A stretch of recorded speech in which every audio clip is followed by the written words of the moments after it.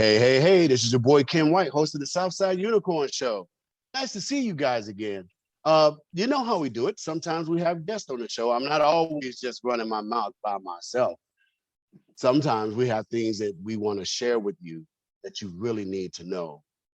I've come to know Miss Nora Massey. I call her Sister Nora.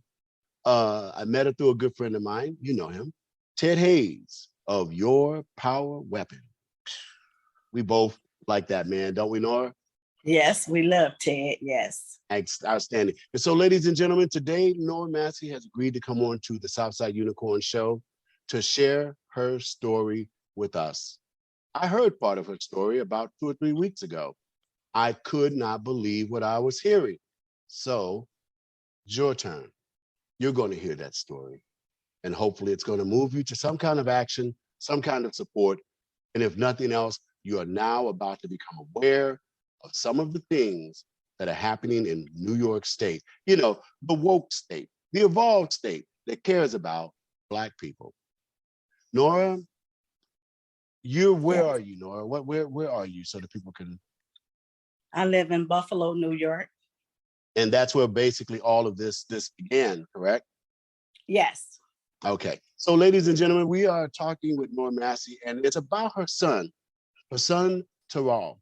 Did I pronounce his name right? I hope I got it right. Terrell. It's okay. Terrell. Everybody always gets it wrong. Yeah, because it's a unique name. You gave your son one of those unique names. Yes. Ladies and gentlemen, we're talking about Terrell Massey. This young man is not with us anymore. He passed away. And it's that issue that we want to share with you about how it happened. Nora, you gave birth to Terrell when? March 10th, 1989. 1989. In Petersburg, Virginia. Huh? In Petersburg, Virginia, huh? Yes. Wow. We're from Virginia. Yes. So what was it, like 6 pounds, 7 pounds? Oh, he was the biggest child I had, actually, that he he was 7 pounds, 6 ounces. Yes. Wow. And so your husband had to be pretty proud to have a bouncing baby boy coming on board, right? Yes. He was the only son too. So how many children do you have? 2 girls still left. You have 2 children alive, but you gave birth to 3. And Terrell, was he was the oldest? No, he was my middle child. Oh, he was the middle child. Yeah. Okay. Wow. Well, at least, when you get to the middle child, you got some practice by then, right? You got things going on. So tell us about Terrell. What kind of a young man was he growing up? Terrell was always an active young man into something. He loved sports. He was an excellent little, he was that kid that you just couldn't turn your head on he was into something. Mm-hmm. And as he was growing up, when he went to school, he was that jolly little kid that everybody loved. So he didn't meet strangers. He just thought everybody would be his friend. And as he grew up, he was a football player. Every time a sports was going on, he played football, he played basketball. He was this kid that was very talented in everything. And then I discovered down the line, he even knew how to draw. So he started, drawing and, making little creative things. And that talent came while he was incarcerated. He started drawing a lot. Okay. So he was basically, he's what you would really call a gifted child, because those tinkerers, those kids that are always out there, the open kids, not the introverts, but the ones that are like out there, we often find, later on in life, they're the Marvin Gayes, they're the George Washington Carvers. So you kind of saw that in him as he was growing up, huh? Yes, and he played the drums in church. He, like I said, he was the type of kid that was like a challenge. Is nothing that he couldn't do. His personality, outgoing. He has my personality basically, and he just was he was very funny. But overall, he was a good kid. Yeah, and when I use the word average, I'm not diminishing. I'm actually, expanding. you would say he was your average good kid, right? Average good child. Yeah. Wow. So you one of your greatest memories. Just share it with us if you would. One of my greatest memories is when we went to on a family trip to Virginia, Mhm. and my son, he was around 9 or 10, and he thought he was going to disrespect me and his father like he was running something. Oh no. And at one of my girlfriend's house, and before he knew, you don't do too much and get away, and mama don't see it. That's right. And I grabbed him up so quick, and he looked at me and just bust out laughing. And my girlfriend remind me of this day, because I don't know what my facial expression was when I yoked him up just that quick, and my back was turned.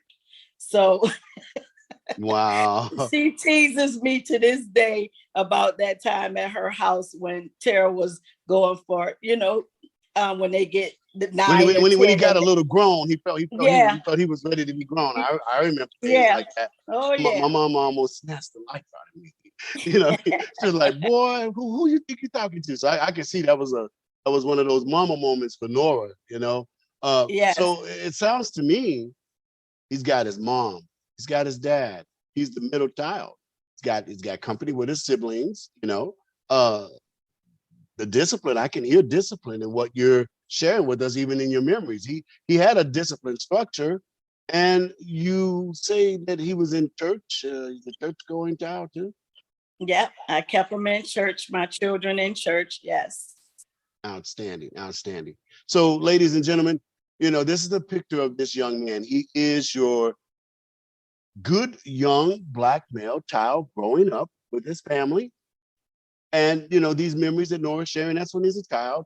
But as we know, when young people start to get a little older, 13, 14, 15, 16, whoo, those are some Yeah. difficult years because, they're still learning, but they're experimenting. And they're not kids, but they're not fully grown yet either. And sometimes things can find them even when they're not looking for it. And so Yes. we turn to the story of your son, Terrell. At about age 16, did things start to change for him? Did you feel anything changing? No, at age 14 and 15, things start changing. How He so? started being rebellious, Mm-hmm. like the average The average teenager teenager, does. yeah. Mm-hmm. Rebellious to the point where he wanted everything he wanted. He wanted to try and challenge us as his parents. He started comparing his lifestyle with the because we lived in a suburbs, and predominantly only 3% blacks in the suburbs. So Mm-hmm. he started comparing himself to the Caucasian children driving their Now, mom now, now, cars. now, wait. When you say comparing himself to the white kids in his neighborhood, when he makes those comparisons, what is he comparing it to? Because I mean, you're clearly living in an affluent area, or at least you're doing okay. So you Yes, you have the trappings and the things, right? yes. So what is he comparing himself to? Because he wasn't driving to school. He was Oh, on a yellow bus, and oh, he I wanted to see. drive the car. He Mm-hmm. wanted a car. And Mo was like, that ain't happening, right? It wasn't happening. No, Mm-hmm. absolutely not. It happens when you graduate from high school and or get ready to walk across that stage. Then maybe we'll think about it. And when you start keeping your room clean without mom and dad have to tell you to There it clean is. it, and doing Mm-hmm. your chores around the house. So then he started acting up, and he started um, cutting classes and hanging out and getting in trouble Oh. in school, where I have to get off work and go get him out of school. Mm-hmm. And then one time he went to school. We took him to school, actually. His dad dropped him off on his way to work. Oh, daddy took him to school. That's not a Yeah. good day. Okay. And he left. He left school, Dad dropped went him off, but he went ahead and went on back out of that school, huh? with his friends that was driving, took him somewhere, Ah, and then he come back smelling like a marijuana plant, and okay. and got kicked out of school. So there it is. That's pretty much when things started kind of going a little different. But it's not Yes. because mama wasn't doing her part. It Oh definitely ain't no. because daddy wasn't doing his part. When daddy drops you off at school, that's some real stuff. But again, what can you do if a young person who is still young, killing themselves, you know what I'm saying? They got this group of friends that are influencing them. Young people, I hope you're paying attention. I hope you're listening to the story that Nora's sharing with you. Parents are doing this stuff because they love you. They're trying to protect you from something. Don't forget that. Don't get it twisted. So now, Nora, we're let's go to the age of about 16, where all these troubles started. You share with us the day that things really got different for Terrell? About age 16, if I'm correct, right? Well, he got in trouble when he was 16. Okay. He had just turned 16 1 month and 10 days into 16 years old. And today is actually to the 17th year since he was incarcerated. This is his day that he went to prison. It's kind of Today. ironic that we would be having this show on this day that was not scripted, that was not planned. It's organic. It happened the way things happen.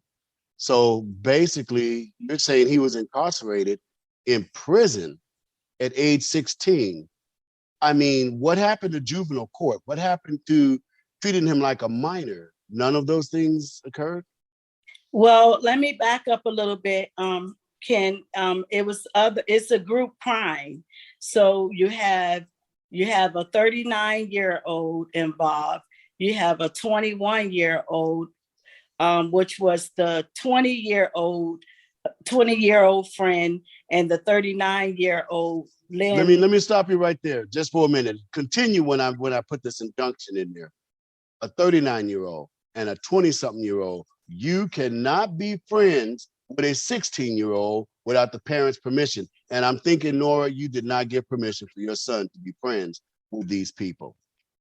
I didn't know these people at all. Mm-hmm. So you have a 21-year-old, 20-year-old, a 18-year-old girl, which was she played. Let's just continue to list them out. Let's continue to list them out. Okay. She was 18 years old. Mm-hmm. Terrell was 16, and he had a 14-year-old friend in the crime as well.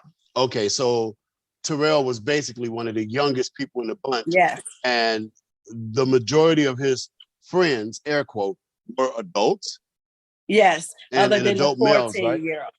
Pretty much adult males. Yes, with two young ladies and two males. The two 20 and 21 were males. Yes. Well, I like to play a game sometimes, or just mention things in a natural way that I do things on the Southside Unicorn Show. I like to go, one of these things is not like the other. Tell me, can you guess which one? Nora, your son is a 16-year-old black male. What was the makeup of his air quote friends? Well, normally his friends were the football players that he played football. No. I'm talking about the people that you just listed. Oh, the people that I was only the 14-year-old I'm familiar with. Those other people, I didn't know them at all. No, that's not what I'm asking. Let me just ask it this way. Was your son the only black person involved in this crime and the other people were white? Yes. Yes, sir. So now I don't normally parse things by race. That's not my style. Everybody knows that about the Southside Unicorn Show. But I had to bring that up because of where we're about to go. So young Terrell is now in the criminal justice system. He's 16 years old. He clearly wasn't given juvenile treatment. He was treated as a full-fledged adult from word go. Did he have any other major crimes that he had committed that caused him to say, forget it, we're taking you straight to adult?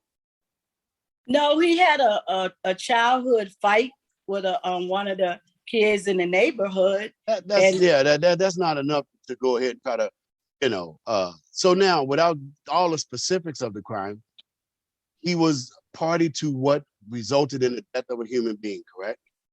Yes. He was not the proponent that physically caused the death of the person. He just happened to be there. Am I getting this right? Well, they convicted him as the person that convicted the crime. That committed the crime. That committed the crime. Yes, they convicted him as the main person that did the crime. So a 15-year-old in the presence of a full-fledged adult is the ringleader. Yeah, that's how they painted the picture on the media as well. That doesn't sound right to me. 15-year-old kid is the ringleader of all these other people who committed this terrible crime. Yes, grown people. Grown people. Yeah, that sounds kind of sketch to me. So now he's in the criminal justice system, and his sentence was 15 years to life. 20 years to life. Yes. And at 15 years old, I just don't see where that balances out. That almost sounds like cruel and unusual punishment. Yes. As this plays out, and this is now the year 2022, where are the other subjects that were involved in this crime? Were they taken through trial as well? No, only one went through trial was my son and the 39-year-old. The 21 and the 20-year-old, they got 1 to 3 years. The 18-year-old, she got 6 to 9 or something. And the 14-year-old, they gave him juvenile status. They gave him juvenile status, but your son was scantly a year older than this person. He was 2 years. My son was 16. Yeah, but he still was a juvenile. Yeah, he just turned 16. This is sounding sketch to me, Sister Nora. So today, we no longer have your son. He passed away. Can you share with us? And if you nod your head, that makes it a little difficult. You gotta speak it. I know, that might be hard for you to enunciate. But your son is no longer with us. He passed away. Did he pass away at home, or was he still incarcerated? What happened? My son was in custody when he passed away. Been the pandemic. Well, I've been instrumental in his life for 16 years, fighting for his wrongful conviction up to the day he passed. And then the pandemic came in between, which led to almost 2 years. I couldn't see my son because of the pandemic. So, but he called all day, every day, 24 hours a day. He called every chance he got. So I knew that he was okay. And his thing was calling to make sure that his mom was okay. Yeah. No, of course. Certain times we always had this system. If I don't hear from you in 2 days, I'm calling the horn. You're checking. So, You're checking. Yeah, that's calling. What mamas do. That's what mamas do. I'm calling. I mean, I'm in the Air Force over in Korea, and I kind of forgot to contact my mom. I was busy. I was living my life, and I'm over in, I'm in a new country and all that. And the next thing you know, the chaplain from the Red Cross comes knocking on my commander's door saying, "Do you have an Airman White here?" His mom was worried about him, So I understand a mama's love is long reaching. So while your son was incarcerated, I understand he fell ill. He started having medical problems. He started having medical problems back, I say, in 2018, when he calls me and I say, "Where were you?" "Oh, Ma, I just got out the hospital." "And what did you get out the hospital?" Because I was vomiting. Oh, and wow. They were giving me tickets talking about I was drunk. And I'm like, or high. I'm like, drunk or high because you vomit. I said, there's a pandemic going around. I said, so what is really going on here? They're not testing you, because I'm in the medical field for 150 years. So I know the protocol. Wait, stop. You said you've been in the medical field for 150 years. Let's qualify that. So I've you've been in been in the the medical medical field for for a numerous long years. So time. Okay, yeah, so I know protocol.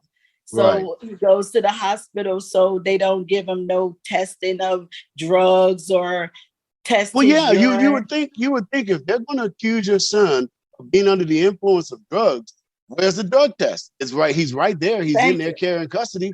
Did they ever perform a drug test and find results that he was indeed on drugs? They You got never to. gave him a test. That's how They I'm never trying even to. bothered giving him the test.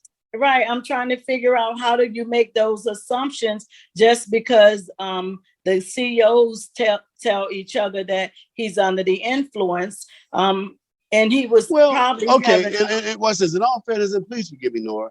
In all fairness, there's a thing called the field sobriety test, and you can look at a person and get a pretty good, dial in on whether they've been drinking or they're under the influence of drugs or what have you.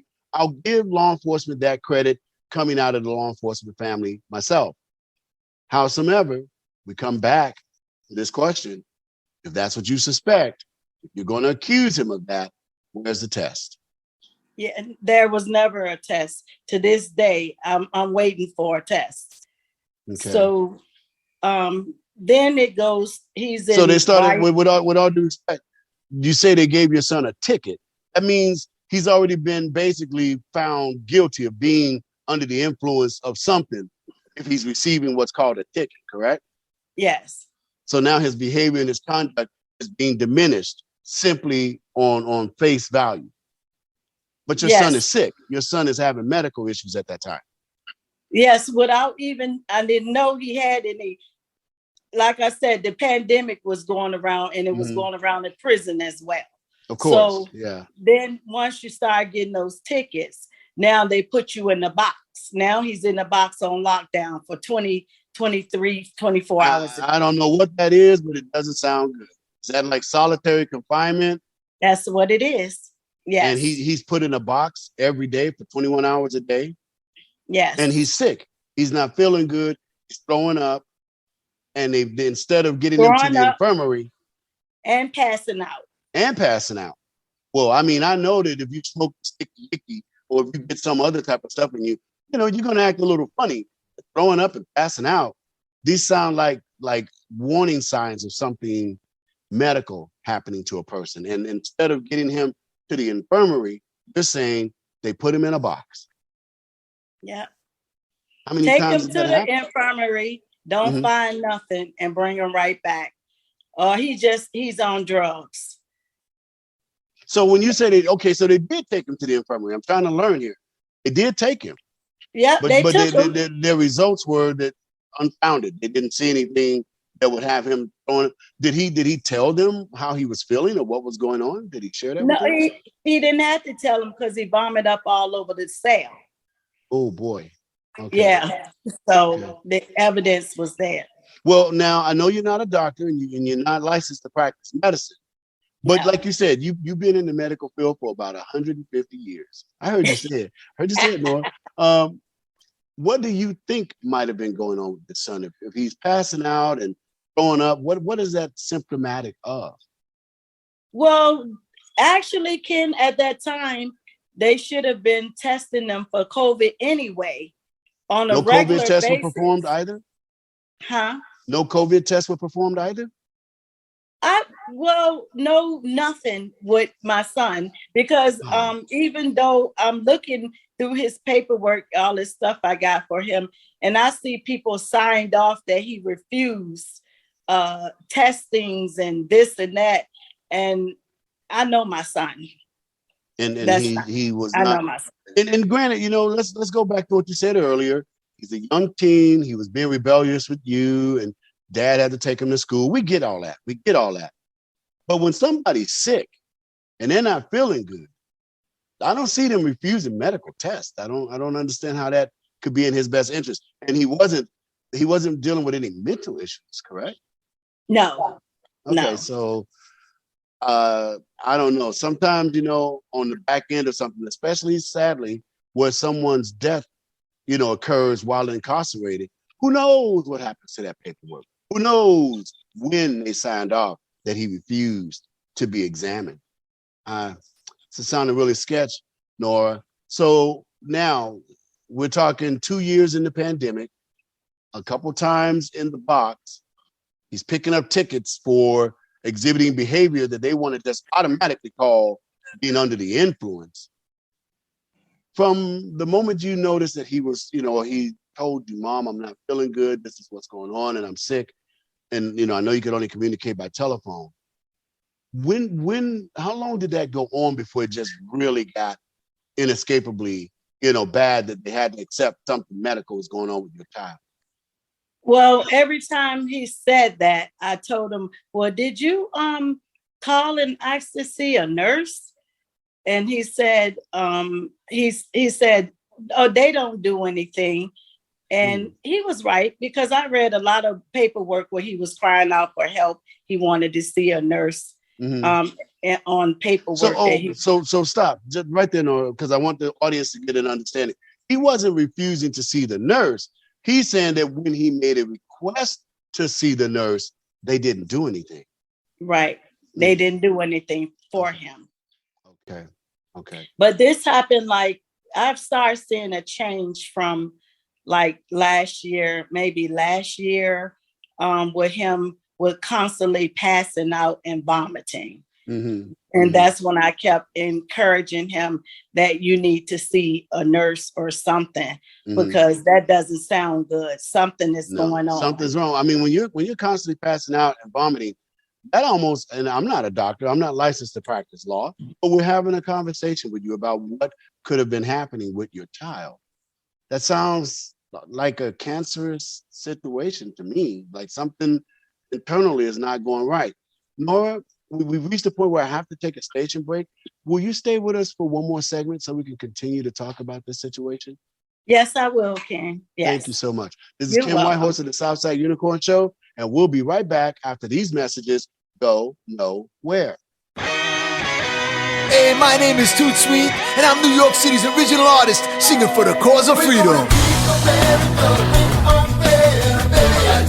I've spent the last 10 years of my life documenting history through my music. It's like a recipe that's blessing me, bringing out the best of me, aggressively testing me to create my own destiny and understanding, universally accepting adversity and learn more lessons in life than you're learning any. And when I'm in need of a dose of reality to escape the liberal land of make-believe, I tune in to the Southside Unicorn, where the truth is as solid as New York City concrete. My name is Toot Sweet, and you're listening to my friend Ken White on the Southside Unicorn, and this party is just getting started.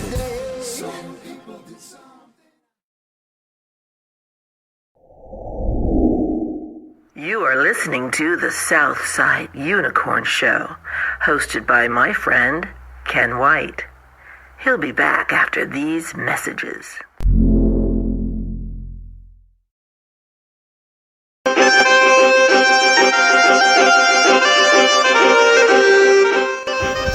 When I see a new broadcast from the Southside Unicorn, I can't wait to listen to it. You just never know what he's going to say.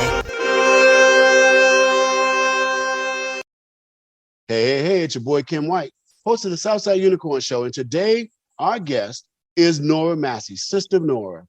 She's given us a story about her son, Terrell. If you've been with us on the first segment, you can see where this is going. This is a situation where a young man was incarcerated in the state of New York City, in New York, and he was having medical problems.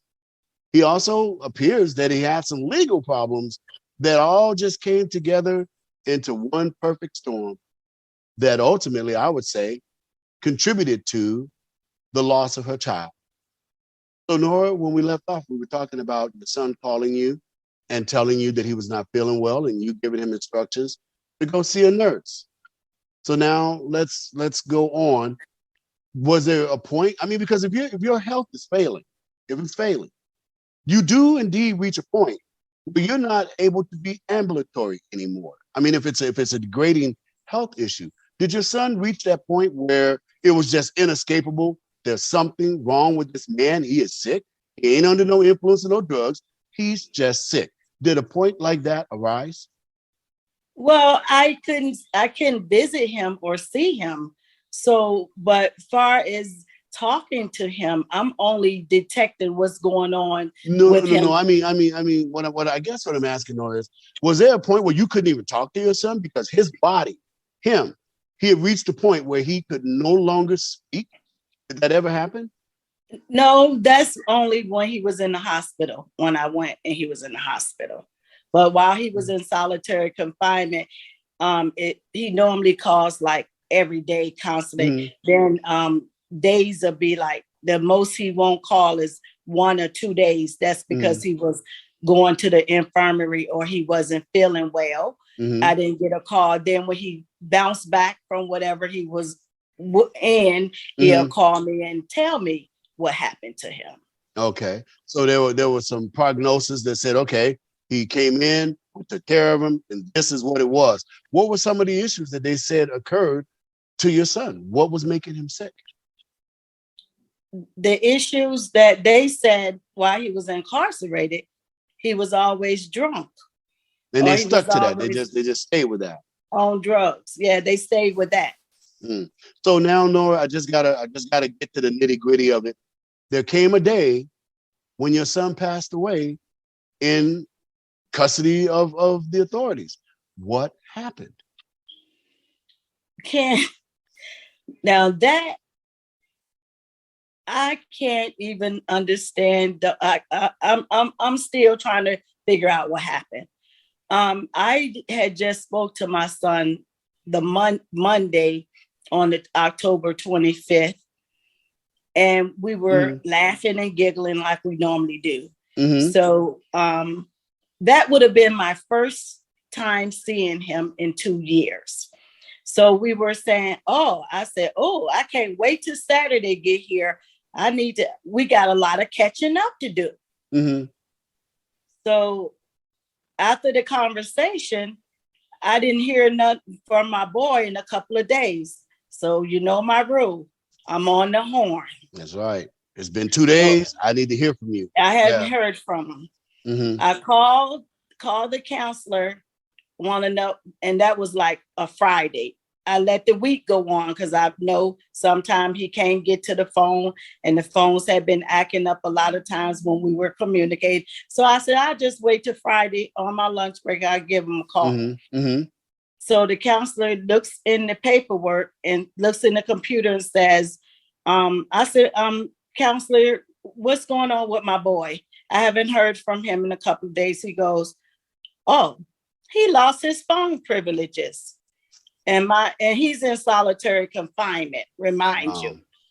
I said, lost his phone privilege. I said, I just spoke to him. And how do you lose your phone privilege in solitary confinement? Could you answer that question?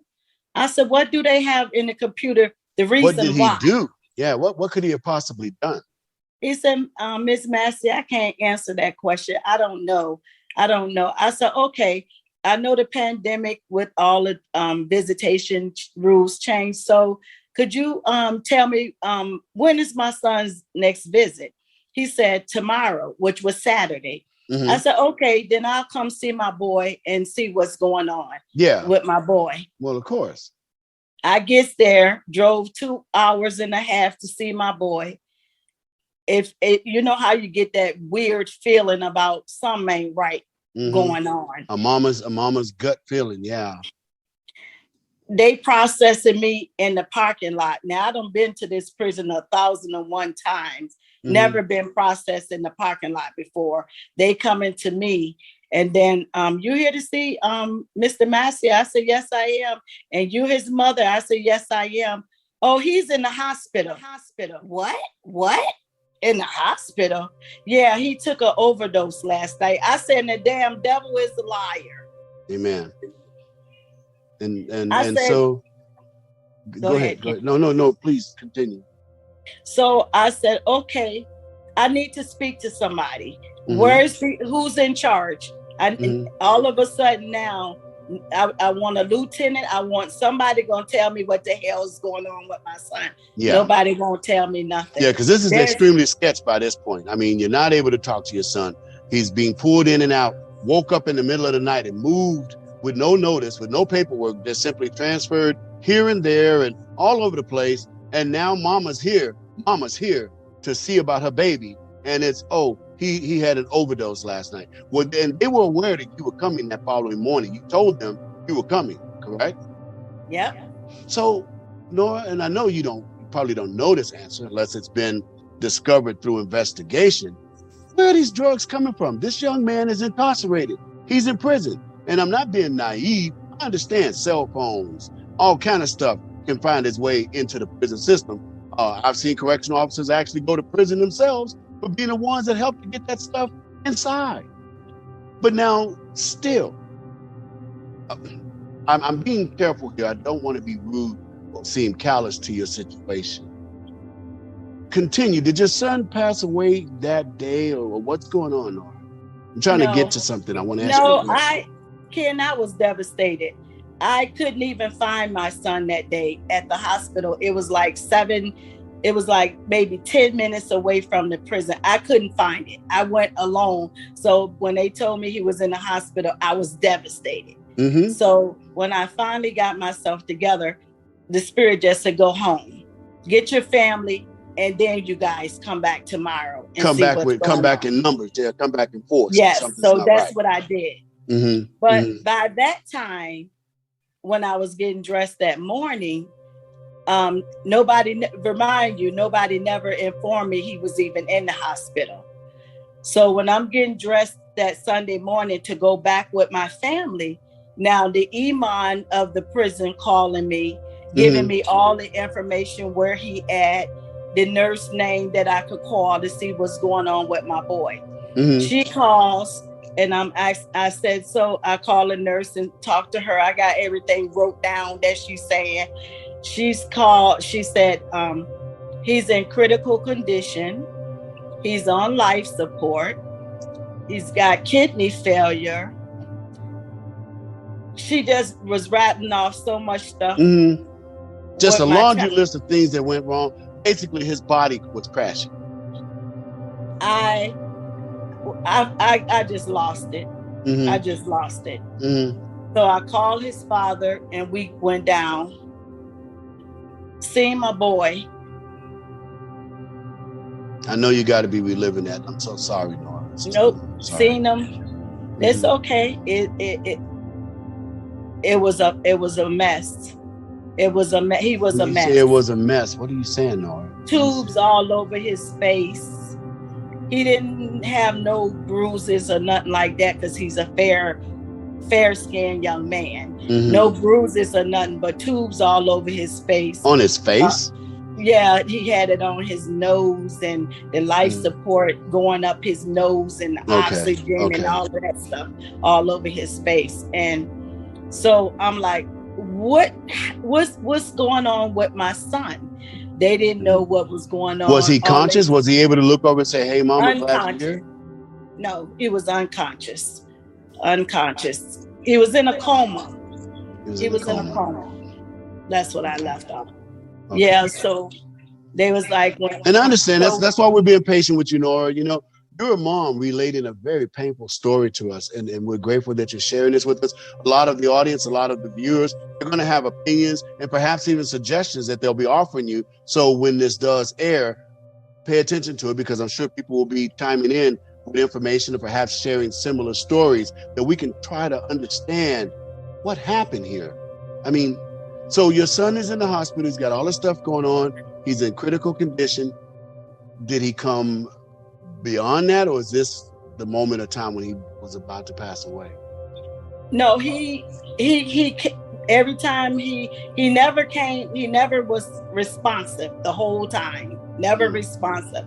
He did open his eyes, but the eyes was not no movement. His eyes wasn't, his brain wasn't signaling nothing. So he was the hospital he was at. They didn't specialize in neuro, far as the brain. So one of the doctors. So I gotta stop you right there for a minute, Nora, because I just want to put these questions in there. There lies your son. He's in a coma or a semi-coma condition. What, for all intents and purposes, it sounds like you're describing that he was brain dead or something along those lines. Did they give you your child back?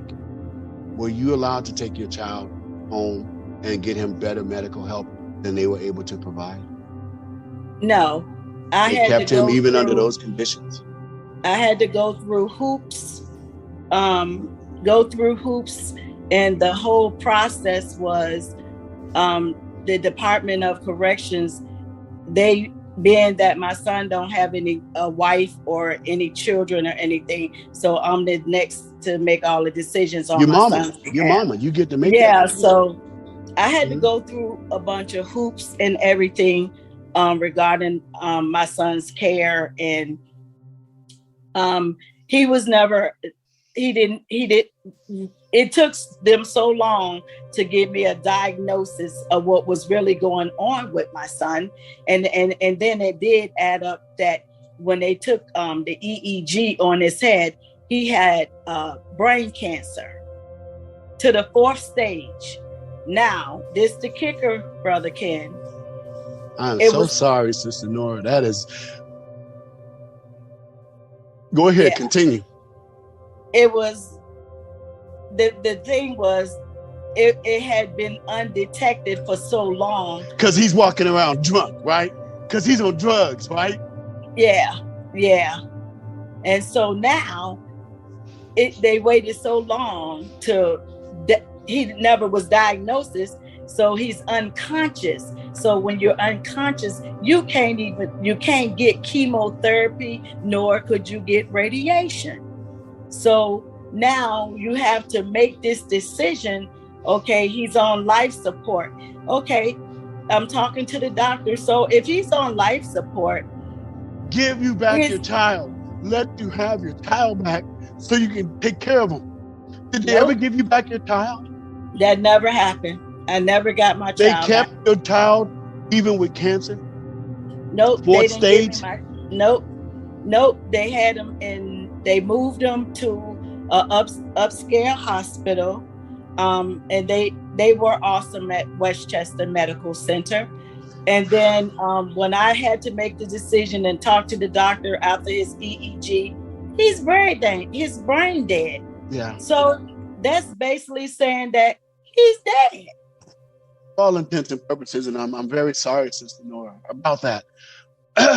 All this time, when your son's throwing up and passing out, they want to say that he was drunk and on drugs.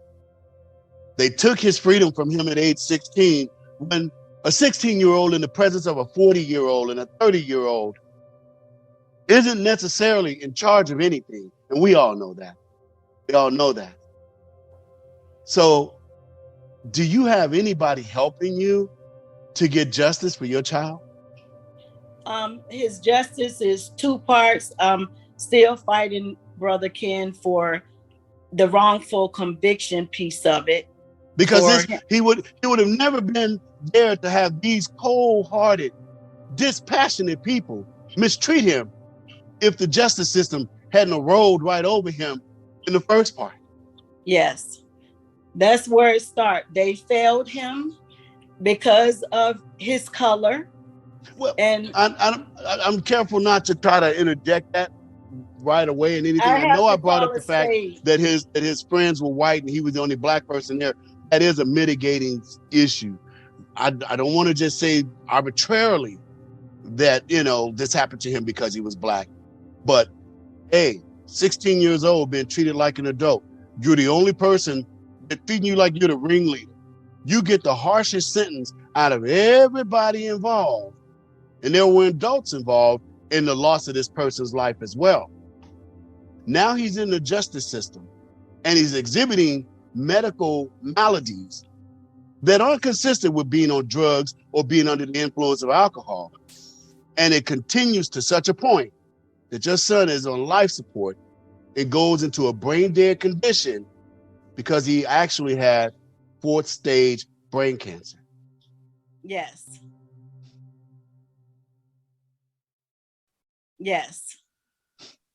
And that's what I would rather deal with, than to say, But I've been dealing with this for so long and fighting for justice, not just for my son, but other youths as well. And since this happened to my son, I did get the law changed that they're no longer to charge 15 and 16-year and 17-year-old as adults, I went to Albany and got that law changed God on bless you, behalf Sister of my Nora. son. So because this has been a long battle for me, and forgive me because, I'm just angry with this system because I'm not from Buffalo. I didn't know that this is the kind of the stuff I would be dealing with. I didn't know. It's kind of cold. It sounds kind of cold to me. This is some cold-hearted stuff going down. I understand, Sister Nora. I didn't never think I would lose my marriage, lose my home, lose everything to fight for justice for my son. This is So a hard I'm very situation. upset, and I will call a spade when it needs to be called. Understood. And now, now, when the loss of a child occurs, it puts a strain on the entire family. And sadly, often when a child is lost, the marriage seems to find its way to dissolution because there's the psychological energies and things that are going on with the loss of that child. Sister Nora, we are so sorry about this and everything that you're enduring. You were about to tell us, and now? Yeah, I was about to say, so now that all of these race issues going on in Buffalo, New York with this shooting and everything, I've been screaming this for 17 years. You're talking about the shooting that happened at the grocery store. Yes, the grocery store shooting. I've been screaming and yelling, trying to get you guys to see this, and wrote a letter to all the politics and everything back in 2007. Wait a minute. Whoa. So this situation is in the same location as the Buffalo, New York massacre? Yeah. See, bear with me, Nora, because a lot of us don't know that geography is not, the forte of the Southside Unicorn Show. You're out of Buffalo, New York. This young man drives 200 miles to get to Buffalo, New York, because it is a densely populated Black community. So what I'm hearing you say is that same energy that made this young man want to drive 200 miles to hurt Black people, that same energy that caused some judicial system to say that the young 16-year-old Black boy is the ringleader of this heinous crime, but the white 40-year-old adult and the 35-year-old white adult, they're going to get a lighter sentence than this young man right here. Is that? Yes, exactly. This is it, but this is where the shooting happened. I go to that Tops all the time also, but the shooting happened in Buffalo, New York, and I lived in Amherst, which is the suburbs of Buffalo, where predominantly hardly no Blacks live, but it's more now. But back when I lived there in 2005, it wasn't but like 3% back then. So yeah, this is the same area. Right. So in encapsulation of your sad story, of all the people involved in the crime that caused your son to face the judicial system, but for the one that passed away in an unrelated situation, of all the people that were involved in that crime, they're all walking around free today. Am I to understand that? Yes. But your son was left to languish away at 16 years old. He's done some time. He was left to languish away in the prison system with failing health unto his death? That's correct. No, that ain't right. That don't sound right. That don't sit right. And ladies and gentlemen, those of you listening to this story, if you have similar stories, please share them. If you're out there in the legal system and there's something you feel you can do to help Sister Nora, please contact her through this show. Nora, if people wanted to contact you, and I would almost admonish you not to give your personal phone number, do you have a donation site or someplace where people can help you, Nora? Yes, I do. I have a Cash App, application set up under $3165. N as in Nancy, D as in David, M as in Massey, and set up. You can send it there, and it will be greatly appreciated. Because your fight's not over. I mean, your son is at rest. I understand that. But, hey, if I know mamas, and I think I do, your fight's not over. It's still going on. You've gotten legislation changed so that other young mothers or families don't have to see their children languish away like this. And God bless you for that. Thank you for your strength to be able to still look out for others. in your loss, but the fight's Yeah. not over. It's still going on. So those who can help, please help her so that she can continue to get legal help for because if okay, what I understand is you're actually still fighting his conviction. Yes. Yes, that's what he was fighting, trying to get out at the time, all of this took place too. Mm-hmm. We were at the point where the appellate denied everything that we sent for his conviction to be overturned and for him to be released. And that's where we were continuing to submit documentation so that his case will be heard. Something And see sounds that. real fishy here, because for those courts to make those decisions, but then at a later point in time, for you to go back to that same judiciary and get these rulings passed where they would no longer treat young people that way. You see what I'm saying? The two don't, something sounds like they were covering their butts, and you Yes. brought something to them that they just could not escape. So Nora, we have to bring the show to a close. I wanted to bring your story to the people here on the Southside Unicorn Show in hopes that they would hear it, understand it, perhaps be able to protect their children a little bit more, or at least know that this kind of stuff is going on under this particular presidency, under this energy of we are the woke, we care. Where are all these people that allegedly care about young Black men as atrocities like this are going down? We all have to care. White, black, blue, green, orange. Everybody has to care, because as the great Dr. Martin Luther King Jr. once said, injustice anywhere is a threat to justice That's right. everywhere. So we That's had to right. bring your story out, Sister Massey. We had to. I'm going to give you the last minute to speak to the audience. Is there anything you'd like to say to us? Yes. Thank you, Ken, for inviting me on this show. And yes, I'm still grieving the loss of my son, but I'm leaning on God's strength every single day.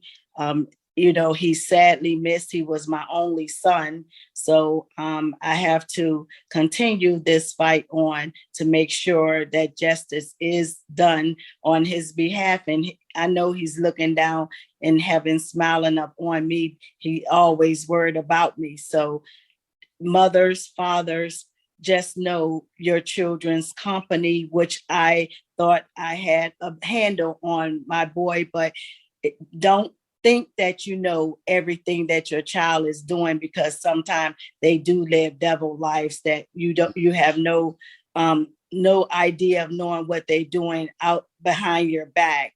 And please, by all means, if they go to prison, make sure you check up on your child, ask them questions, because they're actually supposed to be giving them physicals every year in the prison. So apparently that failed my son as well, his medical. Understood. And, parents, let me just expand on that. Some of you out there might be afraid, to challenge your child or be a helicopter parent or to check their bedrooms or their garages. Case in point, the young man who made the choice to go to Buffalo, New York and kill those people, his parents should have been looking a little bit harder. He's killing cats and all of this stuff. If you don't see that, it's our job as parents to do this. And nobody can diminish your parental efforts, pre-criminal contact and post-criminal contact. Sounds like you were doing everything by the numbers, Nora, you and your husband. So kudos to you for that. And thank you for continuing the fight for justice for your child. Thank you, Ken. God bless. God bless you too. This is Ken White, host of the Southside Unicorn Show. And we are, actually, Nora, you were going to say something. Out of respect for having you on the show, continue what you were going to say. God bless everyone, and please stay safe this world, and keep our nation and other countries in your prayers, because it's definitely a war going on all over. Everywhere. Everybody is getting it. Yes, it's just the Lord is speaking, and we must listen. Amen. Amen. Amen. So, hey, listen to me. There's no place I'd rather be Nothing more I'd rather do than be right here doing this show for you. This is Kim White, host of the Southside Unicorn Show, and we are